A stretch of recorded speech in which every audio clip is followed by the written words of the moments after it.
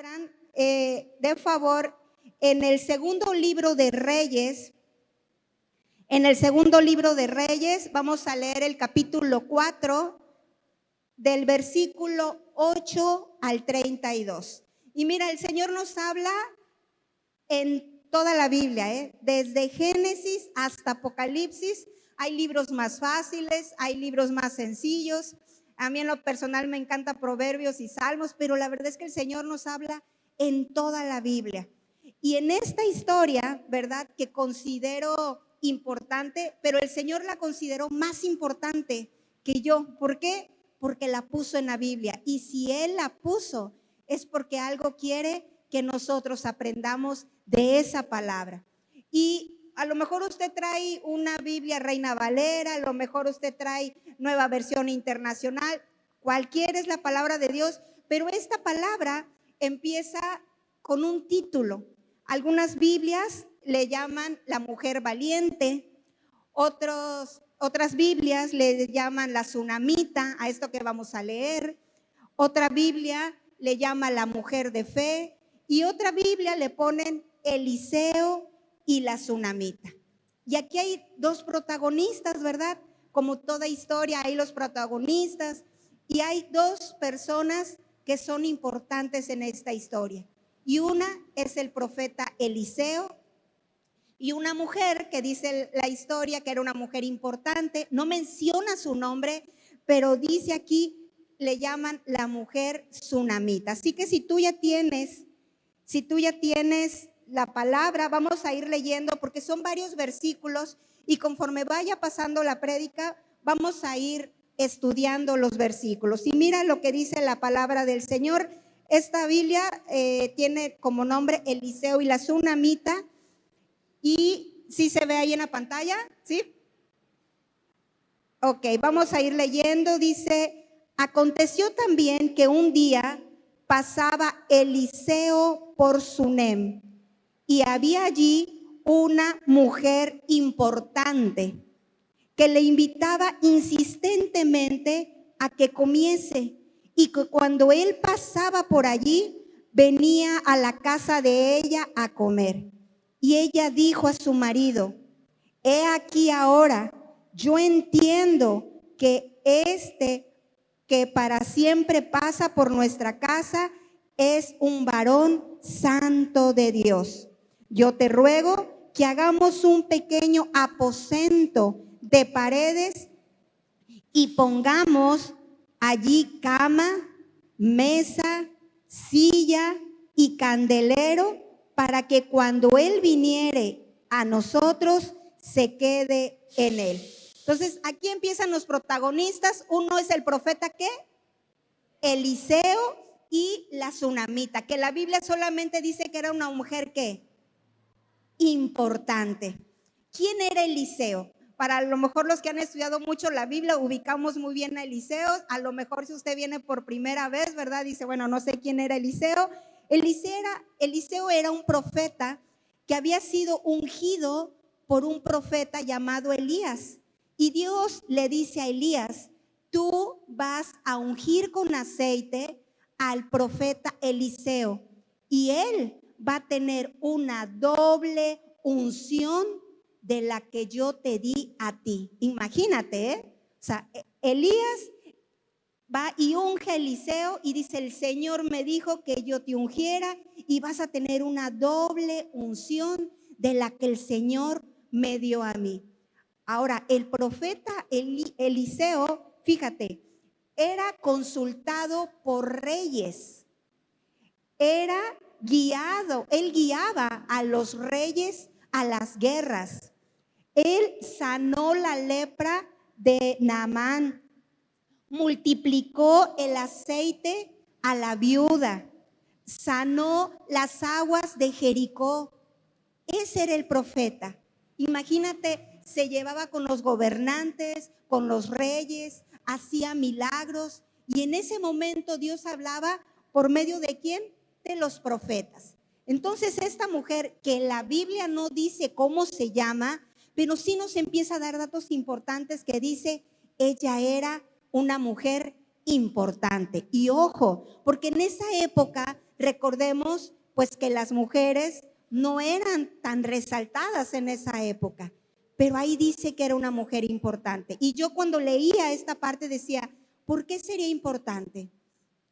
Tenía dinero, era familiar, a lo mejor de algún rey, de algún gobernante, o a lo mejor era una mujer con un corazón noble, que a todo mundo ayudaba, a las mujeres, a los niños.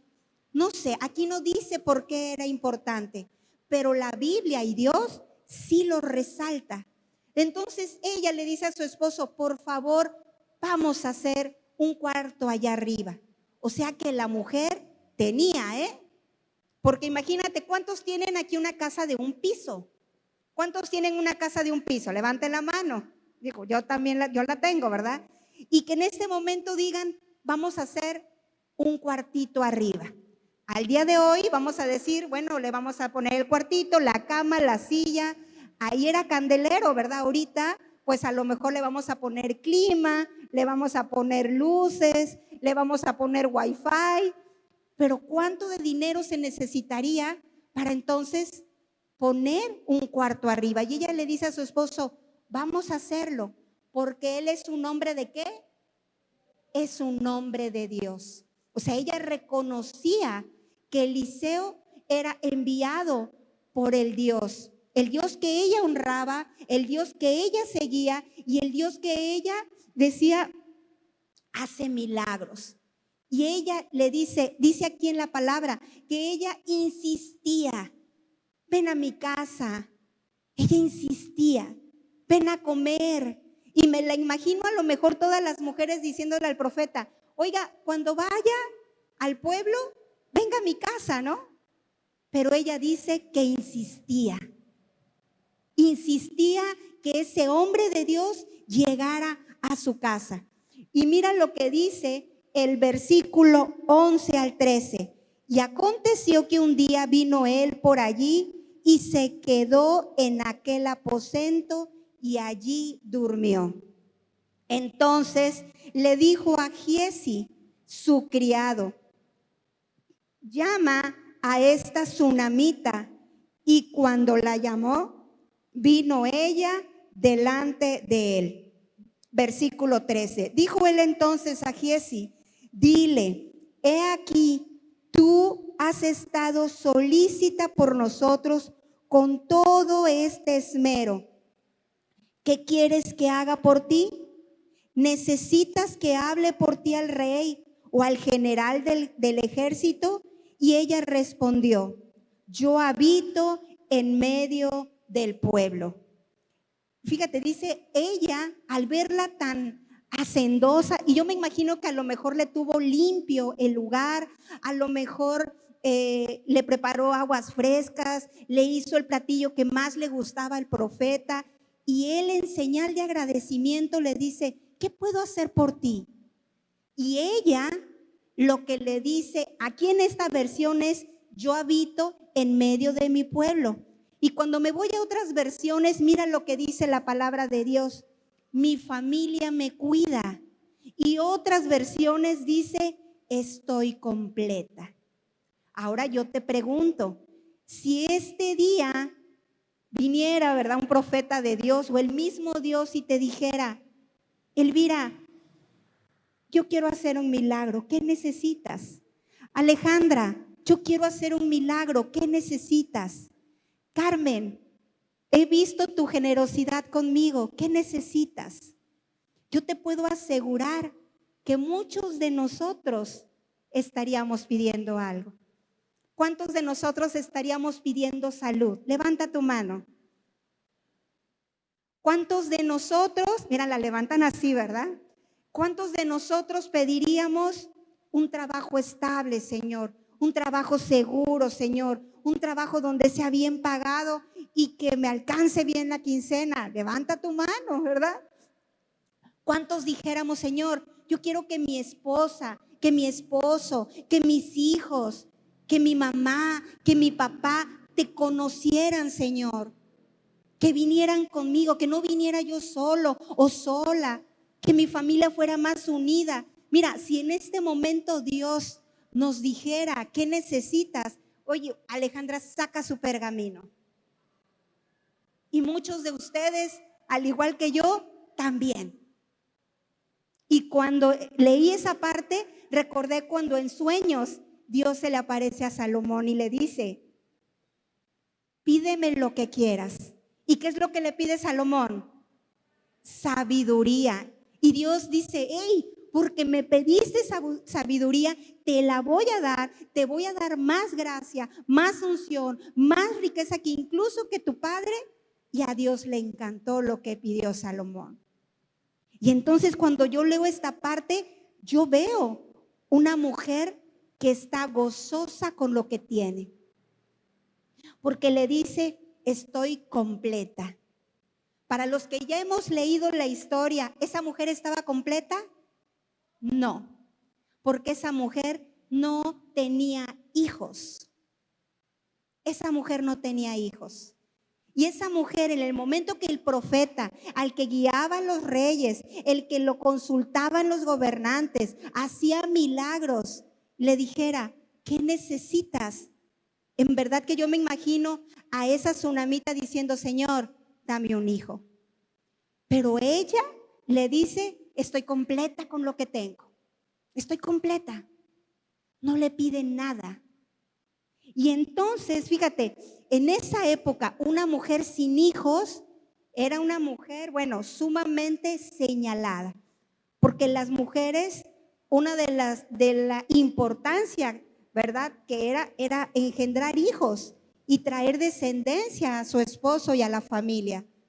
Pero ahí ella, sin hijos, sin fruto, a lo mejor siendo señalada, le dice: Señor, no necesito nada.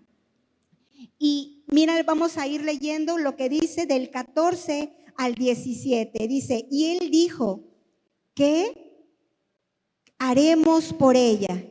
Y Giezi respondió: he aquí que ella no tiene hijo y su marido ya es viejo. Su marido ya es grande. Y mira, dicen los teólogos que era un hombre de más de 100 años su marido. 15. Y dijo entonces: llámala. Y él llamó a la tsunamita y ella se paró en la puerta. Y él le dijo: el año que viene por este tiempo, tú vas a abrazar a un hijo. Y ella le dijo: no, Señor mío, Dios, varón de Dios, no hagas una burla de tu sierva. Mas la mujer concibió y dio a luz un hijo al año siguiente, en el tiempo que Eliseo le había dicho. Si a ti el Señor hoy te dijera, los que levantamos la mano y dijeron salud, ¿verdad? A partir de hoy no tendrás diabetes. A partir de hoy ese cáncer quedará sanado. A partir de hoy, en el nombre de Jesús, ¿verdad? Esa glaucoma que tienes en los ojos, volverás a tener la vista como cuando naciste, sin miopía, sin astigmatismo. En el nombre de Jesús, ese tumor desaparece. En el nombre de Jesús, esas quimioterapias que estás recibiendo nunca más volverán a ser, porque tu salud será sana. ¿Tú qué harías? En el nombre de Jesús, ese hijo, esa hija que se está drogando, viene a los pies de Cristo. En el nombre de Jesús, ese trabajo, ¿verdad?, donde tú no eres valorado, donde te pagan poco, el Señor dice que te pondrá como cabeza y no como cola. ¿Tú qué harías? Te gozas, ¿verdad? Te agarras de la palabra. Dice: Señor, yo tomo esa promesa, tú lo dices aquí en tu palabra. Pero ella, ¿qué es lo que hace? ¿Ella se goza? ¿Ella se goza? No. ¿Qué le dice? No te burles de mí. ¿Por qué? Porque a lo mejor ella ya había derramado muchas lágrimas pidiéndole al Señor un hijo, porque veía a lo mejor a su esposo, a lo mejor un hombre cansado, a lo mejor ya no hablaba, sentado, con más de 100 años.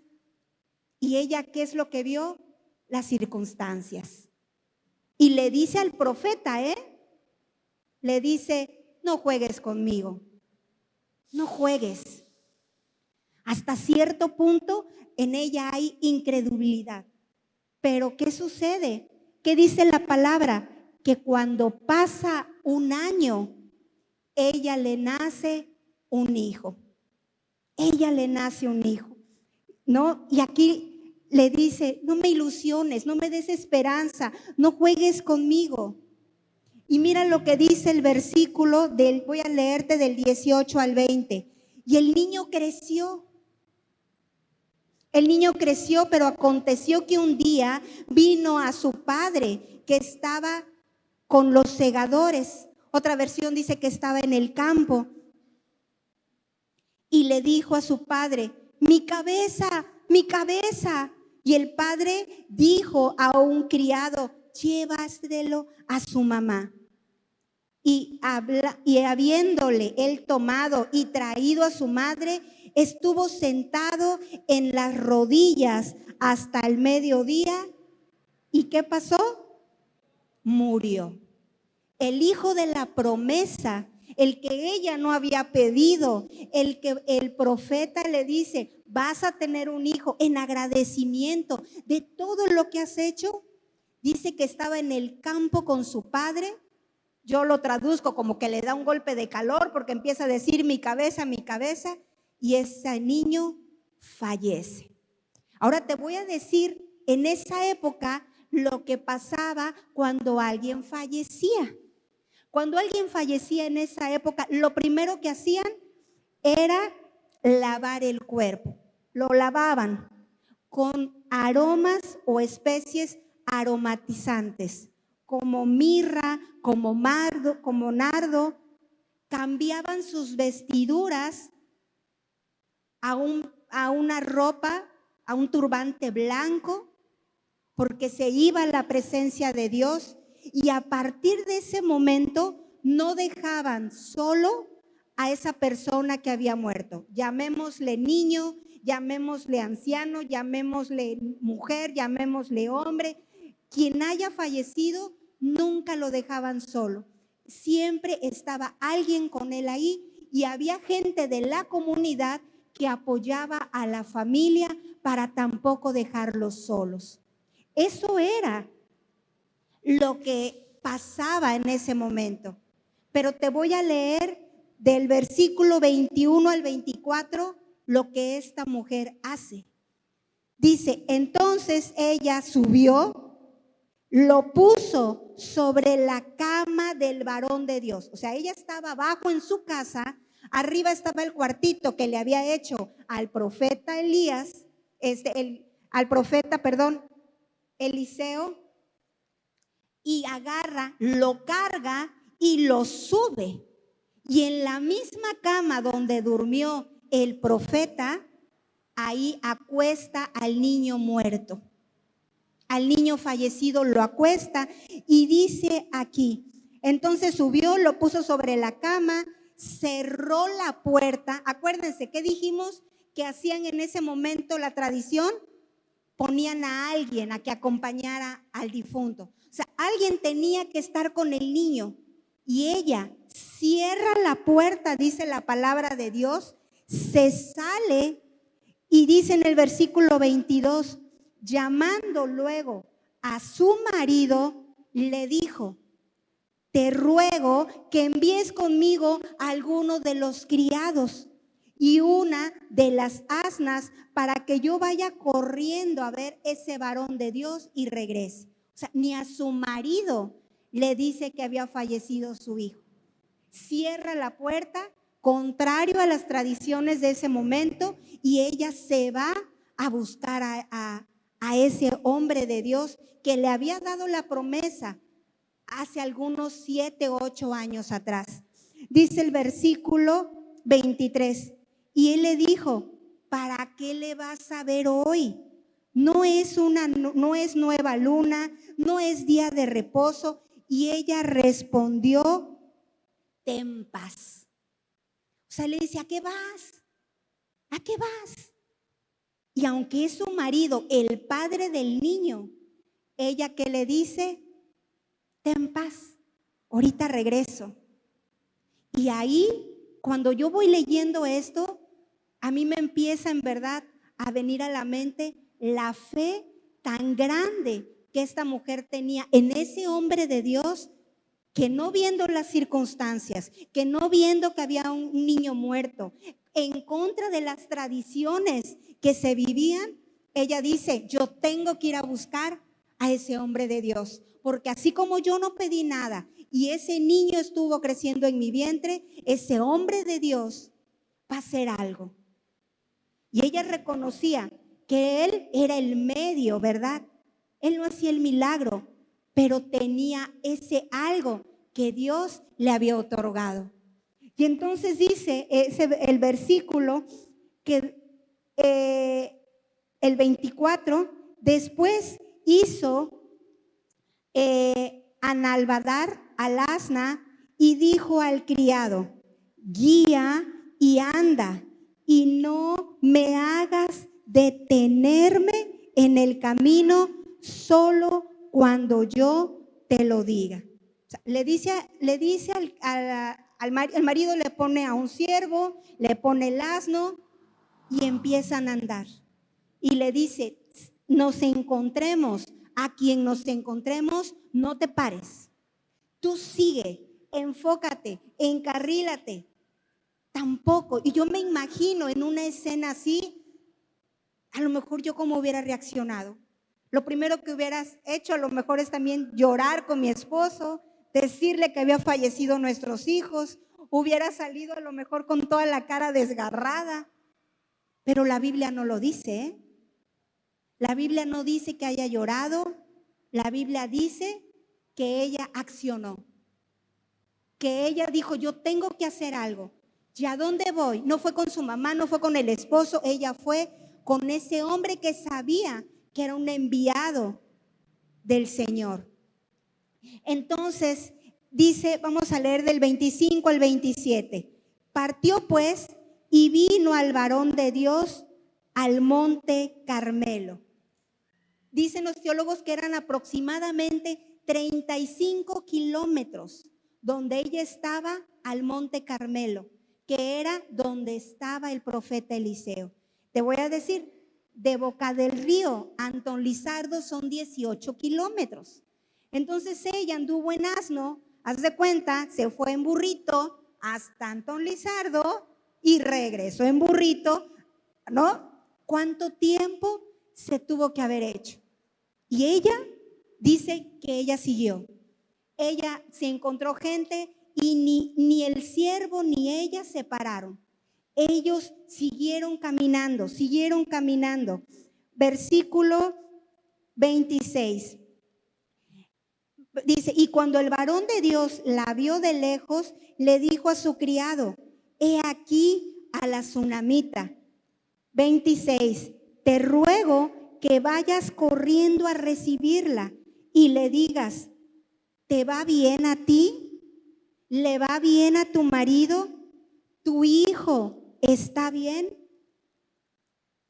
Y mira, dice, luego que llegó a donde estaba, versículo 27, luego que llegó donde estaba el varón de Dios en el monte, se asió a sus pies y se acercó Giezi para quitarla. Pero el varón de Dios le dijo, déjala, porque su alma está amargada. Y Jehová me ha encubierto el motivo y no me lo ha revelado. Ella llega al lugar y el profeta le dice a Eliseo, ¿ves que ahí viene la mujer de Sunam? Y él le pregunta, ¿está bien tu esposo? ¿Está bien tu hijo? Y ella que le dice que sí. Ella tampoco le dice a Giezi que su alma estaba desgarrada. Pero cuando llega con el profeta, si llega, dice otra versión, que se postra a sus pies. Yo no veo a la tsunamita llorándole a nadie más que cuando llega a los pies del enviado del Señor. Dice que se postra a sus pies, llora, y entonces ahí el profeta dice, algo ocurre. Algo ocurre y Jehová no me lo ha revelado. Y aquí yo quiero hacer un paréntesis, porque dice el Salmo 34, bendeciré al Señor en todo tiempo y continuamente estará la alabanza en mi boca. Salmo 34, bendeciré al Señor en todo el tiempo. Y cuando las cosas están bien, es muy fácil alabar al Señor. Cuando hay salud, es muy fácil levantar las manos y decirle, Señor, gracias. Cuando tus hijos están sanos, está el matrimonio bien, es muy fácil. Pero cuando vienen las pruebas, muchas veces, aún siendo cristianos, la fe se empieza a debilitar. Cuando ves que tu hijo por el cual tú has estado orando, y pasa un año, y pasan 5 años, y pasan 10 años, y tu hijo no quiere saber nada de la palabra de Dios, a lo mejor tú le dices, Señor, ¿hasta cuándo? Porque no quiere saber nada de la palabra de Dios. Mi hijo, mi esposo, mi esposa. Señor, mi familia se congrega, pero hay religiosidad. No ha tenido un encuentro contigo. Señor, ¿hasta cuándo? Cuando a lo mejor el doctor te dice tienes cáncer y tú dices, Señor, ¿qué está pasando? Y entonces esa fe que era grande, a lo mejor se empieza a debilitar, empieza a achicarse. Empiezas a tener un diálogo con el Señor de, Padre, ¿qué está pasando? ¿Qué he estado haciendo mal? Pero aquí esta palabra nos enseña que ella llega con él y dice que se postra a sus pies y que llora. Y a lo mejor cuando vienen esas tribulaciones, cuando vienen esos desiertos, cuando no sabes por qué están pasando las cosas, a mucha gente se le va ese primer amor. De cuando llegaste a la iglesia, conociste al Señor y venías los miércoles y te inscribiste a la escuela bíblica y venías los domingos. Disminuye tu fe. A lo mejor ya no oras como antes. A lo mejor tú te ponías en tu casa a orar en las madrugadas, en las noches, en la mañana, antes de hacer cualquier cosa, tú te ponías a adorar al Señor. Y ahora hay una pereza espiritual que dices, Señor, las circunstancias me están arrastrando. A lo mejor ya la Biblia está cerrada y el último versículo que leíste fue el que el domingo el pastor predicó aquí. Y llega el siguiente domingo y tú no has abierto la Biblia. Los pensamientos que empiezan a tenerse en ese momento a lo mejor no te ayudan. Y a lo mejor piensas, el Señor me está castigando. Dios no escucha mis oraciones. Dios no ve la situación. Sí, la palabra dice que me ama, pero mira cómo estoy. Es muy fácil cuando las cosas están yendo por buen camino, que a lo mejor la fe esté fuerte, que la fe no se vea quebrantada. Pero cuando empezamos a pasar por esas luchas, cuando el matrimonio está a punto de deshacerse y ya cada quien se quiere ir a su casa, cuando el hijo ya se fue del hogar, cuando tienes un mal diagnóstico, muchas veces ves las circunstancias, mas no ves lo que Dios puede hacer y lo que dice la palabra del Señor. Mira, te voy a leer lo que dice del versículo 28 al 37. Y ella le dijo, ¿pedí yo hijo a mi Señor? O sea, ella va y le dice, oye, yo te pedí un hijo cuando tú me dijiste que yo era lo que necesitaba, yo te dije que yo estaba bien. Y dice, ¿acaso te pedí un hijo? No te dije, no te burles de mí, no te dije que no me dieras falsas esperanzas. Ese diálogo lo empieza a tener la tsunamita con el profeta.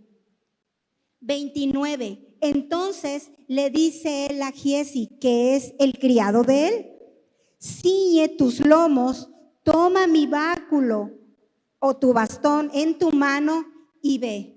Y si alguno te encontrases, no lo saludes. Y si alguno, dice, no le respondas, no le saludes, y pondrás mi báculo sobre el rostro del niño. O sea, no va a ir Eliseo. Le dice a su siervo, vas a ir, no te vas a detener, va a volver a recorrer, y me imagino que también en asno, esos 35 kilómetros, ¿verdad? Y dice, no saludes a nadie. Y cuando llegues, ese bastón que yo te he dado, se lo vas a poner al niño en su frente. Y mira lo que dice el 30, y me encanta en verdad esa mujer, porque le dice, y dice la madre del niño, vive Jehová y vive tu alma, que no te dejaré. O sea, la mujer le dice, no, vas tú conmigo, vas tú, Eliseo. Tú me diste la promesa, tú oraste por mí, así que ahorita va a ir Giesi, pero tú también vas conmigo y vas a hacer algo. La verdad es que qué valor de mujer, ¿no? Y dice el versículo 31, y entonces se levantó y la siguió. Y Giesi había ido delante de ellos y había puesto el báculo sobre el rostro del niño, pero el niño no tenía voz ni sentido, y así se había vuelto para encontrar a Eliseo y se lo declaró diciendo, el niño no despierta. O sea, Giesi va, hace lo que hizo el profeta, le pone el bastón sobre su frente y no pasa nada. Y Giesi regresa y se encuentra en el camino, ¿verdad?, a esa mujer sunamita junto con el profeta Eliseo, y le dice, no pasó nada. Ya le puse el bastón como tú dijiste y no pasó nada. Versículo 32. Y venido Eliseo a la casa, he aquí que el niño estaba muerto, tendido sobre su cama. O sea, en el segundo piso, en el cuarto que la mujer le había hecho, ahí estaba el niño, 7 u 8 años, ya muerto, con la puerta cerrada, solo.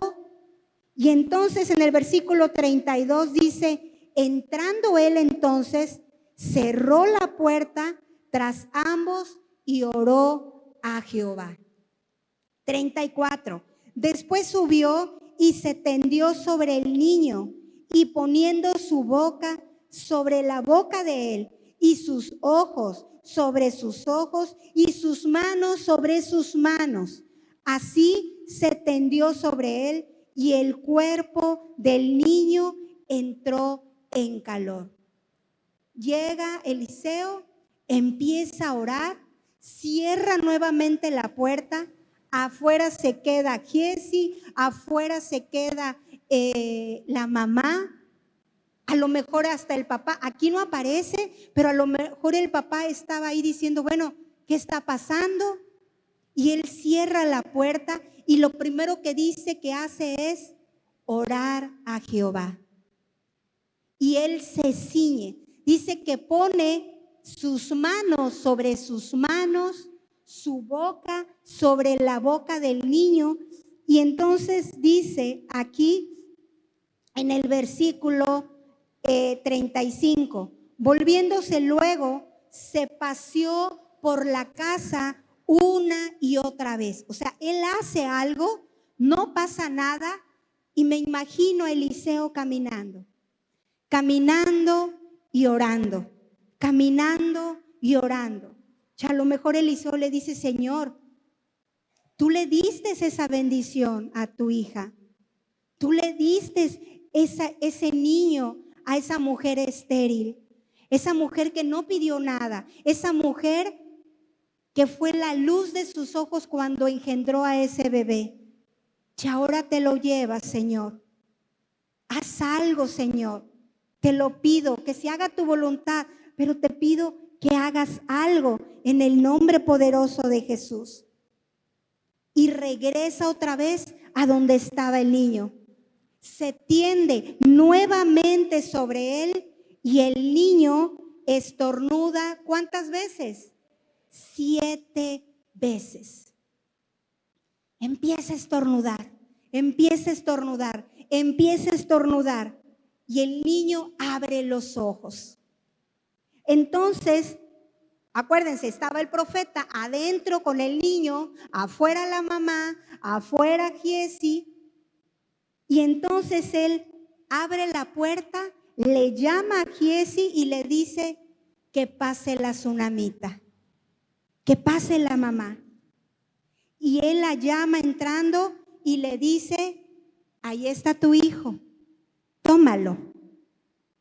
Y así ella entró, se echó a sus pies, se inclinó a la tierra, tomó a su hijo y salió.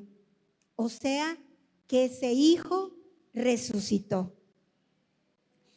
Es una historia larga, pero con una hermosa enseñanza. Porque la Biblia está llena de promesas. La Biblia está llena de regalos que tiene el Creador para ti y para mí.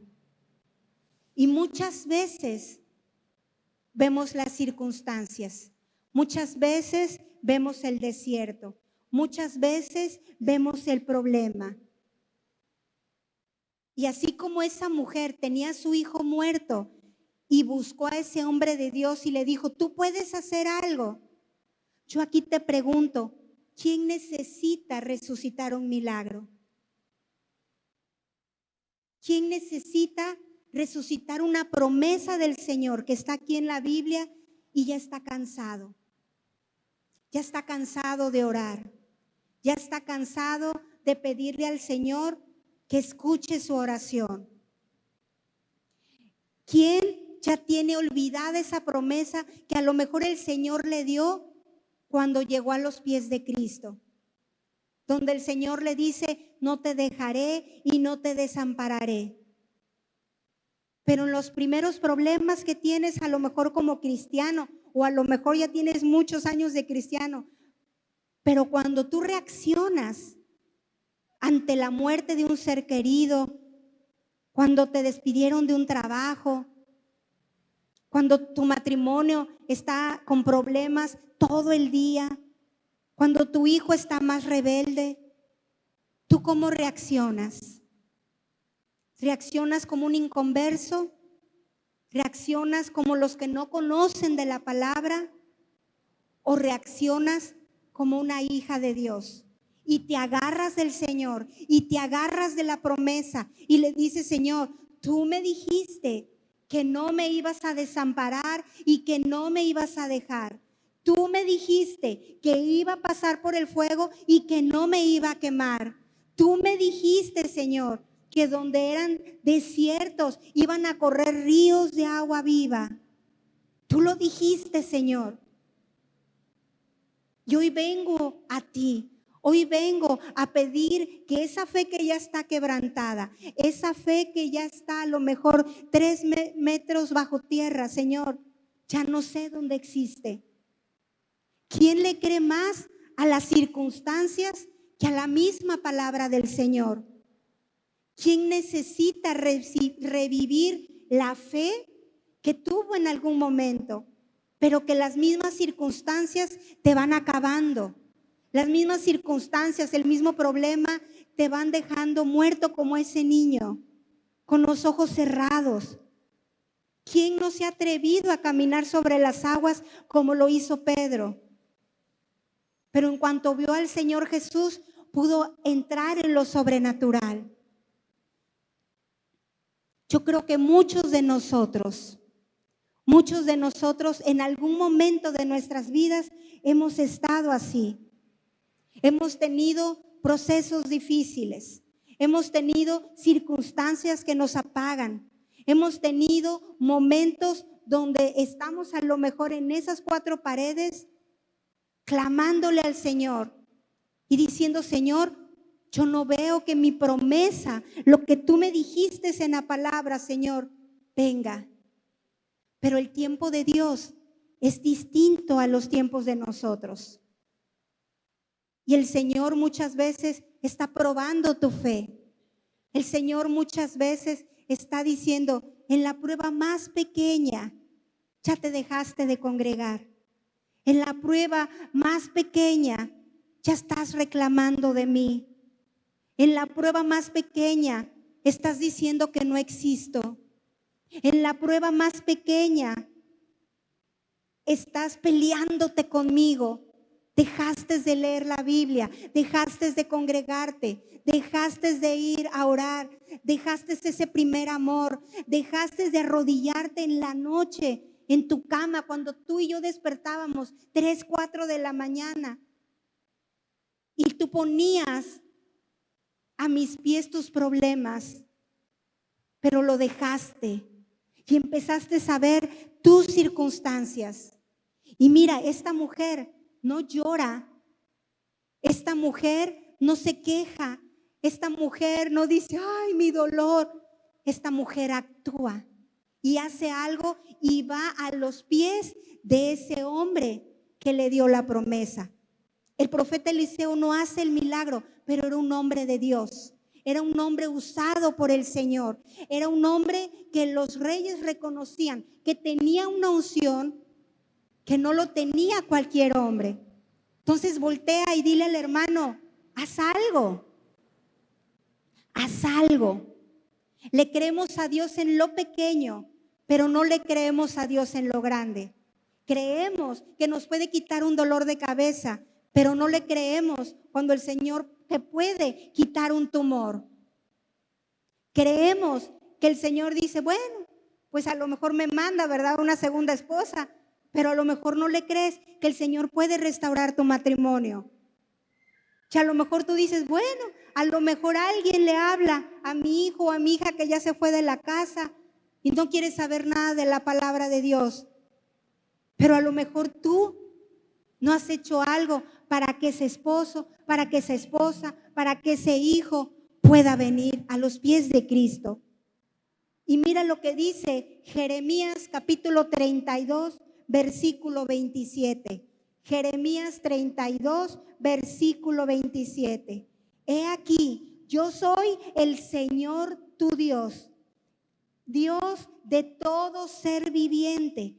¿Hay algo imposible para mí? Y ahora yo te pregunto, ¿hay algo imposible para Él? No, ¿verdad? ¿Tu problema es más grande que Dios? No. ¿Tu circunstancia es más grande que el Creador? Entonces, ¿por qué a veces nuestra fe se debilita? ¿Por qué sentimos que el problema es tan grande? ¿Por qué no venimos a los pies de Cristo? ¿Por qué no le lloramos a Él? ¿Por qué no doblamos rodillas? Mira, cantábamos la alabanza hermosa que decía: si te tengo a ti, lo tengo todo, nada me falta. Nada me falta. Esta mujer, aunque no tenía hijos, cuando el profeta le dice: ¿qué puedo hacer por ti?, ella le dice: lo tengo todo, estoy completa. Y sabes, ella era una mujer de Dios, porque ella busca en el lugar incorrecto. Dice la palabra de Dios en Isaías 41:10: no temas, porque yo estoy contigo. No desmayes, porque yo soy tu Dios, que te fortalezco. Siempre te ayudaré, siempre te sustentaré con la diestra de mi justicia. Hermoso este versículo. No temas.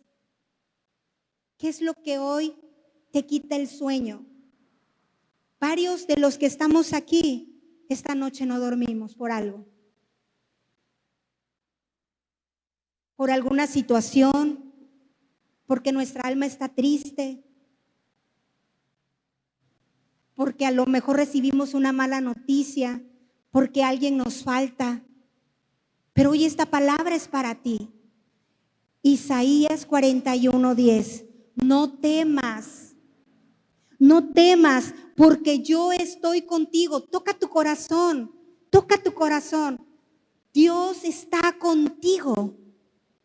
Dios está contigo. Y dice, no desmayes. Y si te dice no desmayes, es porque a lo mejor ya te ve débil, porque a lo mejor ya te ve desesperanzado, porque ya te ve con una fe nula, porque le empiezas a hacer caso a alguien allá afuera que te dice, a lo mejor te echaron ojo, a lo mejor hay que ir con alguien a que te lea las cartas, y a lo mejor tú dices, pues me tengo que ayudar de alguna forma. Y el único rey que te puede ayudar es Él. Y Él te dice, no temas, porque yo estoy contigo. Yo soy tu Dios que te fortalezco. Él te va a dar la fortaleza. De lo que estés pasando, nadie te la va a dar. Nada te la va a dar. Ni un trabajo, ni una persona, ni un lugar. Te la va a dar Dios. El mismo que te dice que no temas, te dice, yo te fortalezco. Siempre te ayudaré. Te dice que solamente en algunas ocasiones. No, siempre te ayudaré. Siempre. En el trabajo te ayudaré. Con tu familia te ayudaré. En el negocio te ayudaré. Con tus hijos te ayudaré. Con tu esposa te ayudaré. Con tu familia en conversa te ayudaré. En la toma de decisiones para saber qué tienes que hacer, te ayudaré. Entonces, ¿por qué hay temor? ¿Por qué lloras? Pensando que el problema es más fuerte que Dios. ¿Por qué temes?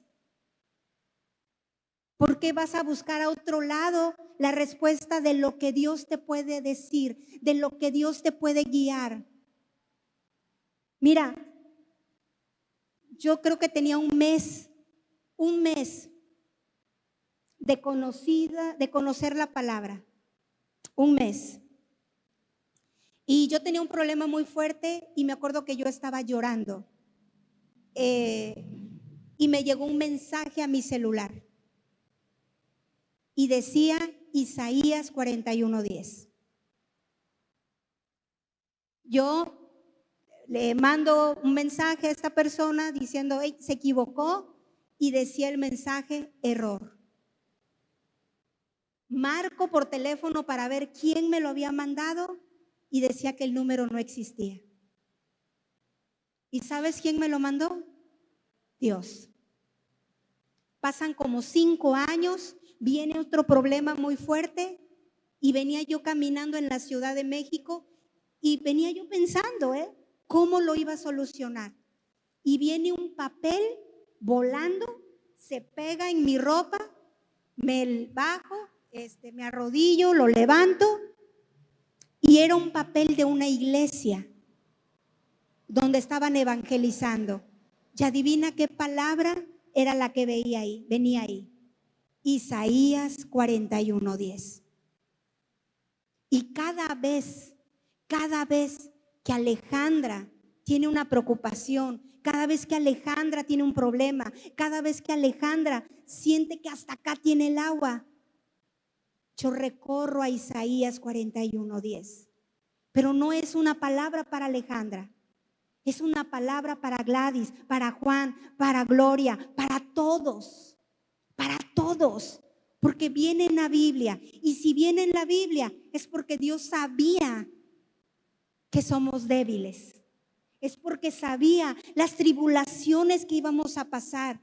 Es porque sabía que aunque estuviéramos congregándonos, íbamos a tener miedo, temor y que necesitábamos de Él. Y ahora a lo mejor tú me dices, hermana, pues sí, todo lo que dice es verdad. Todo lo que dice tiene razón. Es verdad, hermana. Pero ¿en dónde encuentro esa fe? ¿En dónde la alimento? ¿En dónde la conservo? Ya la perdí. Han sido tantos años que he estado llorando, que he estado pidiendo, tantos años que le digo, Señor, que vengan a los pies de Cristo, mi esposo, mi esposa. Llevamos 30 años de casados y Él no quiere saber nada de la palabra. Señor, cada día yo me pongo peor de salud y espero un milagro tuyo, pero me pongo peor, Señor. Y los doctores me dicen que estoy peor cada día. ¿Dónde le encuentro esa fe? ¿Cómo la conservo? Porque un día la tengo y otro día, cuando yo recibo las malas noticias, la fe se viene abajo. Y yo te pido que abras el libro de Romanos y vamos a leer versículo 17 al 21.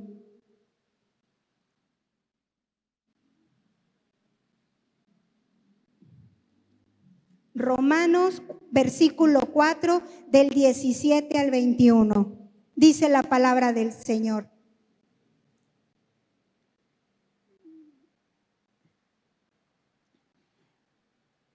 Como está escrito, te he puesto por padre de muchas gentes. O sea, está hablando de Abraham. Delante de Dios, a quien creyó, el cual da vida, ¿a quién? A los muertos, y llama a las cosas como que no son, como si fuere. Él creyó, o sea, Abraham creyó en esperanza, contra esperanza, para llegar a ser padre de muchas gentes, de muchas generaciones, conforme a lo que se le ha dicho, así será tu descendencia. Y no se debilitó en la fe al considerar su cuerpo, que estaba ya como muerto, siendo ya más de 100 años, o la esterilidad de la matriz de Sara. Tampoco dudó por incredulidad de la promesa de Dios, sino que se fortaleció en la fe, dando gloria a Dios, y plenamente convencido de que era también poderoso para hacer todo lo que Dios había prometido. Está hablando de Abraham y está hablando de cómo, a pesar de las circunstancias, él creyó en la promesa, creyó en ese Dios que de la nada el Señor creó el universo, creyó en ese Dios de lo imposible, creyó y su fe no se debilitó, a pesar que era un hombre de más de 100 años, a pesar de que Sara no podía tener hijos. Él no fue incrédulo, él recibió la palabra y reafirmó su fe. Y mira, la vida del ser humano no está exenta de situaciones, no está exenta, pero Dios dice, en el mundo habrá aflicción, pero yo he vencido al mundo. ¿Qué es lo que te angustia? La pérdida de un ser querido, una enfermedad, la ruptura de una relación, problemas con el trabajo, por una vida, por un problema con una crisis existencial. ¿Qué es lo que te preocupa? La fe no es solo creer en Dios, sino la fe es tener la confianza que el Señor puede hacer algo, que el Señor puede hacer algo. Y mira, esto me hace recordar lo que dice Pablo, que aún estando encarcelado y en medio del sufrimiento, él recordó el evangelio y escribió hermosas cartas y nos dio el ejemplo de lo que era una verdadera fe. Y vamos a leer lo que dice Filipenses 4, del 12 al 13. Dice Pablo: sé vivir humildemente y sé tener en abundancia. En todo y por todo estoy enseñado, así para estar saciado como para tener hambre, así para tener abundancia como para padecer necesidad. Y mira lo que dice el 13, yo te pido que lo leas conmigo a la de 3. 1, 2, 3. Todo lo puedo en Cristo que me fortalece. todo lo puedo en Cristo que me fortalece. Yo te pido que te pongas de pie, por favor.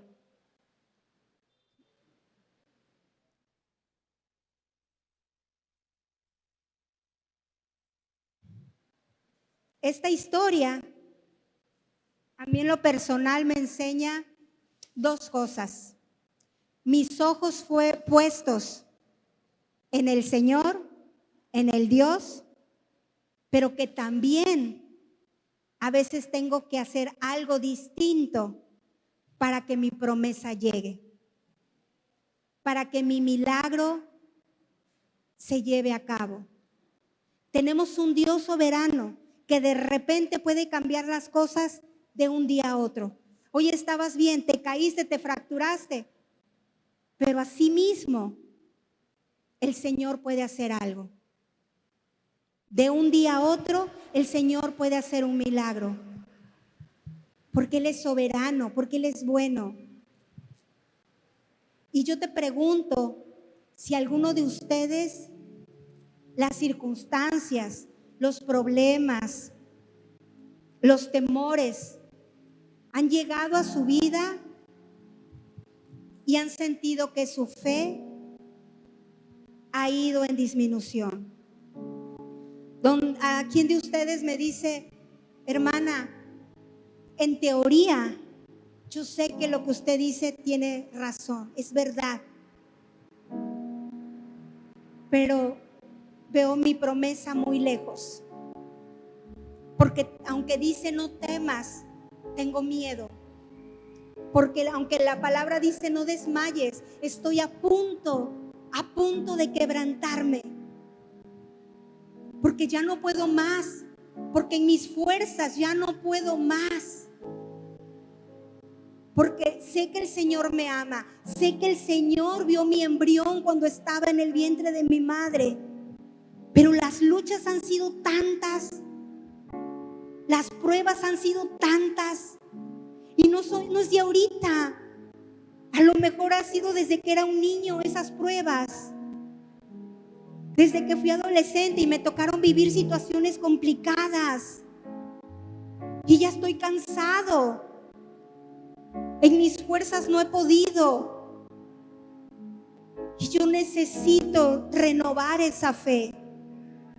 Yo necesito creerle a ese Dios. Y en teoría lo hago. Pero en mi corazón hay miedo. Pero en las noches no puedo dormir.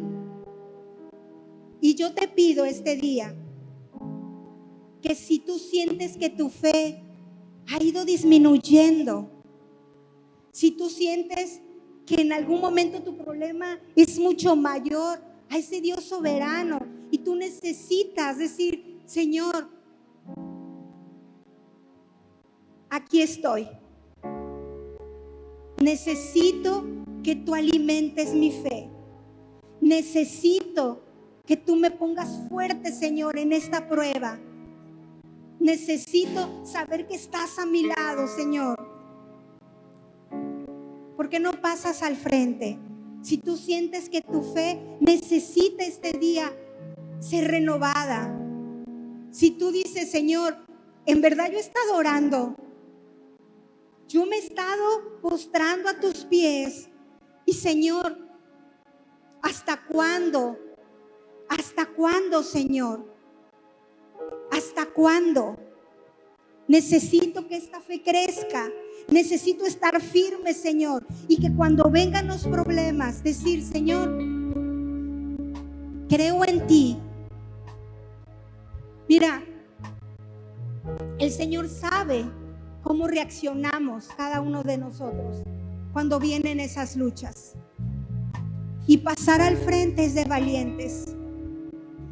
Porque quebrantamos nuestro orgullo, quebrantamos nuestro ego, porque me da pena con el hermano, porque a lo mejor soy la maestra de la escuela bíblica, la directora, pero cuando llegan las pruebas me comporto peor que como el inconverso, porque aún conociendo la palabra, aún conociéndola, me quiebro Aún conociéndola me quebranto. Aún conociéndola no sé qué hacer. Aún conociéndola temo por mi futuro. Temo que esta enfermedad siga avanzando. Temo sentirme sola, sentirme solo. Y esta palabra que hoy leía es una palabra para ti. No solo es mía, no solo es mía, no solo es mía. Padre, ten misericordia de nosotros. Ten misericordia en este día de todas aquellas personas que aún conociendo la palabra, Señor, hemos tenido temor. Hemos pensado, Señor, que el problema es mucho más grande que tu soberanía, que es más grande que tu misericordia, que es más grande que tu gracia, Señor. Hoy te pedimos perdón, Señor. Hoy te pedimos perdón. Y así como esa mujer, Señor, no paró y fue, Señor, y recorrió en su asno 35 kilómetros para llegar a los pies de ese hombre del Señor, y se postró y en ese momento lloró, Señor.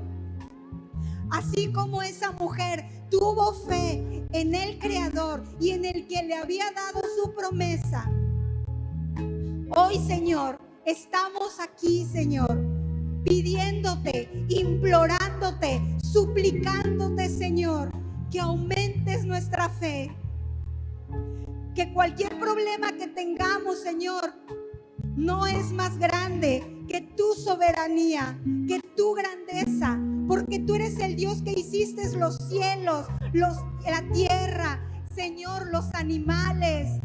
Tú nos hiciste a nosotros. ¿Habrá algo imposible para ti, Señor? ¿Habrá algo imposible para ti, Señor? ¿Habrá algo imposible para ti, Señor? No hay nada, no hay nada. Y en el nombre poderoso de Jesús agarramos esa promesa de no temer, que tú nos vas a fortalecer, que tú, Señor, aumentarás esas fuerzas, aumentarás, Señor, esas fuerzas como las del búfalo. Ven, Señor, y toca a cada hermano, a cada hermana que está aquí, Señor, rindiéndose a ti. Dejamos atrás nuestro orgullo, nuestra soberbia, nuestra pena, Señor, porque sin ti no somos nada. Sin ti no somos nada, Señor. Gracias, Señor, porque hoy tú estás derramando tu unción. Estás dando, Señor, una doble unción de fe. En el nombre de Jesús, yo lo creo, Señor. Yo lo creo, que esa fe, que, Señor, que está quebrantada, esa fe que está a punto de claudicar, Señor, tú la reverdeces, Señor. Tú haces que florezca, Señor. Tú haces que como buenos hijos del Señor, como buenos mayordomos de tu palabra, como buenos, Señor, como buenos hijos tuyos, tú haces, Señor, la obra.